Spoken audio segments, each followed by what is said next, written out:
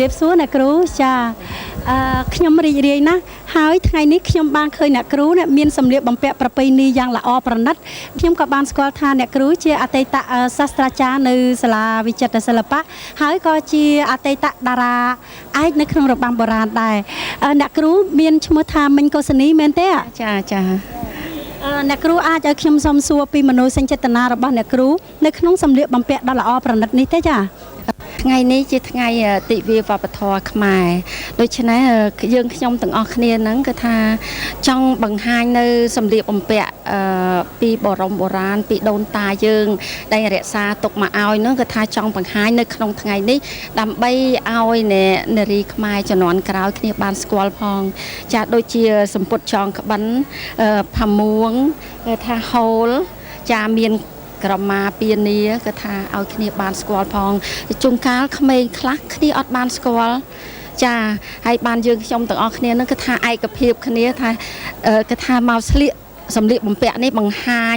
នៅក្នុងថ្ងៃនេះឯងគឺថាជាថ្ងៃទិវាវប្បធម៌ខ្មែរចាអរគុណណាអរគុណអ្នកគ្រូដែលមានប្រសាសន៍បានល្អណាលើកឡើងអំពី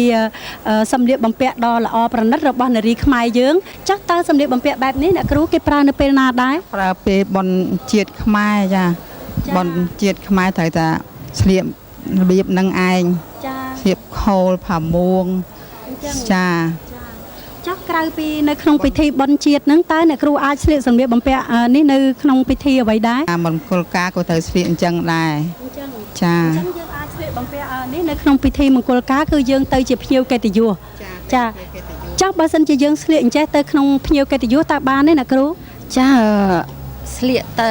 របៀបនេះទៅជាភ្ញៀវកិត្តិយសមិនបានទេនេះគឺគេជាសម្លៀកបំពាក់នៅក្នុងដូចថាជាម្ដាយឪពុក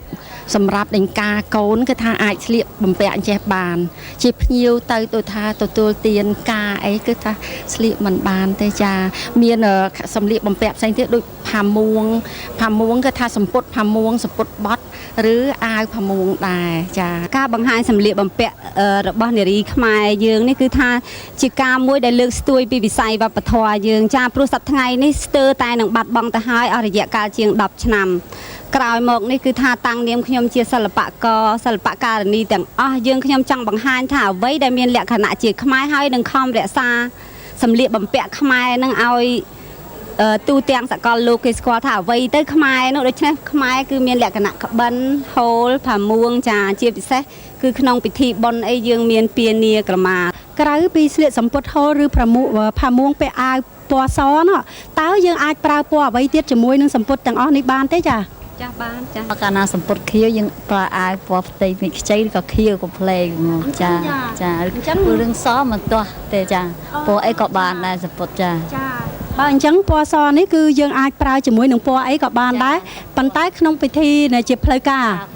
ចាបើសិនជាយើងចូលទៅក្នុងពេលដូចជាបុណ្យកឋិនបុណ្យអុំទូកឬបុណ្យផ្កាអ្វីដែលតាក់ទងនឹងបុណ្យប្រពៃណីជាតិយើងគឺយើងអាចពាក់អាវតាមពណ៌សម្ពុតបានណាចាបានសងគឺថាមិនរើសចាពិធីការកន្លែងហ្នឹងគឺចាំបាច់សហ្នឹងគឺល្អហ្មងចាអរគុណណាស់អ្នកគ្រូតើនៅក្នុងការប្រើពណ៌នេះបើសិនជានៅពេលព្រឹកយើងប្រើពណ៌របៀបនេះចុះបើនៅពេលយប់វិញតើយើងប្រើពណ៌របៀបម៉េចចានៅពេលយប់គឺថាគេច្រើនតែប្រើពណ៌ឆើតចាឆើតហើយមានចាក់ជើងភ្លឺបន្តិចចាដូចជាពណ៌បៃតងសបកអាឡឹកយើងទៅចាក់ជើងពណ៌ទឹកមាសតិចទៅឬចាក់ជើងពណ៌ប្រាក់អីទៅចានឹងគឺថាចង់បង្ហាញសម្លៀកបំពាក់រាត្រីចាតែនៅតែប្រើថាផាមួងដដែលផាមួងឬហូលតែហូលអត់មានជាចាក់ជើងមាសទេចាហូលចាក់ជើងដែរតែចាក់ជើងនឹងរបៀបជាហូលយើងជាហូលហ្មងក្បាច់ជាហូលមិនមានតែផាមួងឯងដែលចាក់ជើងលាយសោតលាយដេញសេះសយចាចុះតើយើងអាចយកអន្លូញឬចោរបាប់ទៅកាត់ជាសម្លៀកបំពាក់រាត្រីឬក៏ពេលមង្គលការបានទេចាអត់ទាស់ទេចាអត់ទាស់ទេដូចគ្នាចាអន្លូញក៏ជាដូចថាប្រមួងហូលយើងដែរចាជារបស់ខ្មែរយើងដែលធ្វើពីដើមមកចាដូចគ្នាអញ្ចឹងនៅពេលរាត្រីសមោសតើយើងអាចប្រើក្រមាអញ្ចឹងបានទេរាត្រីសមោសគឺថាมันអាចពានាអញ្ចឹងបានគេត្រូវតែដូចថាដណ្ដប់វិញ ចាជាដណ្ដប់វិញតែចូលក៏ជាសាច់ដេញផាមួងដែរជាកម្មាសោតណា